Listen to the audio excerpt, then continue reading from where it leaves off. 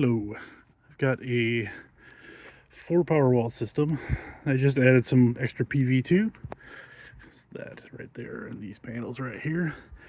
Well, if you're watching this, you probably know that any new stuff, anytime you're adding with an ESS, you now need rapid shutdown for that ESS here at the gateway or at the meter location. So this is the Tesla Backup Gateway 1 with some Powerwall 2s on it.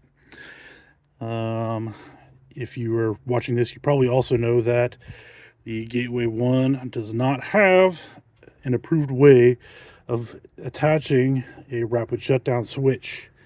I believe that there was. My plans say it calls for it. Hey, the HJ is calling for it because we got the ESSs there. So what do I do? Talk to tech support. They said, "Oh, you just hook it up to the jumper." I'm like, "Hey, there is no jumper." I asked him, I'm like, "Hey, what would happen if I disconnected the positive and negative from the Powerwall communications?" He's all, "Well, the Powerwalls would just go to an idle mode. They would stop charging or discharging." It's like, that's exactly what we need. We need it to stop the Powerwalls to stop operating, stop outputting a grid, so the solar, both the microinverters as well as the solar string inverter would shut down. So what I got was these Enphase. It's by Ilsco, I believe, is the actual manufacturer. IMO, Ilsco Manufacturing. I don't know what it stands for, but it's Ilsco. It's a two normally closed switches. It's normally for disconnecting two, I believe it's up to 16 amp DC PV circuits. So handling the little microamps or milliamps that are for the CAN communication out to the power walls is not a big deal. Um, they are alternated, so your 1 and 2 are together, and your 3 and 4 are together, but they're rocked on the switch. Pay attention to the manual or use your meter to make sure that you got them correctly connected. But basically, what I got is the red from terminal 3 on the Powerwall data circuit goes out to there, comes back on the normally closed for that circuit. It ties into the red that goes out to the Powerwall CAN bus. The black again goes out there, comes back, and you'll see what happens. So I got my 240, cut off my meter because again, this gateway is my service entrance. I don't want to have to deal with PG&E and the thousands of dollars that it would take to upgrade this to a Powerwall 2. So grid is off. You see that I've still got my output 240 volts, pretty much even. Like, stay around there. And as soon as I turn off rapid shutdown, boom, I've got 0 volts. You'll see that the gateway has shut off. It no longer has power because we have no grid power coming into the gateway. So this bus is dead, and now we've told the power walls, we've stopped giving the power walls commands to stay online. The issue with this is it will not black start. So even if I turned the rapid shutdown switch to the on position, you'll see that I get power from my gateway.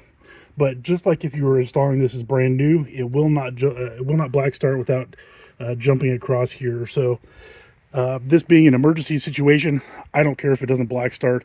This isn't something that's going to get used, hopefully, ever. This is only for fire department. If there's a fire, they need to shut down power. So they're yanking the meter, they're hitting the shutdown switch, the building's off, they can fight the fire safely.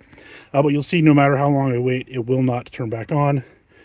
Even after I turn on the grid, the gateway won't turn on the power until after about a minute or so when it sees the grid is nice and stable. So we'll wait for that here. I know this is a long video, got a lot of information in there. I use the Wagos, or Wago, the lever nuts. I really like them. It's starting to rain here, so I got to get closed up here pretty quick. I really like them. First got them from, got the idea. All electricians that I have heard from hate these things. Tesla includes them with their gateways or in their power walls. Franklin issues them with their ESS, and I've been using them for probably a good 5 years now. Love the things. So easy to install, so easy to service. Still waiting on the grid reconnection. You should hear it any second now.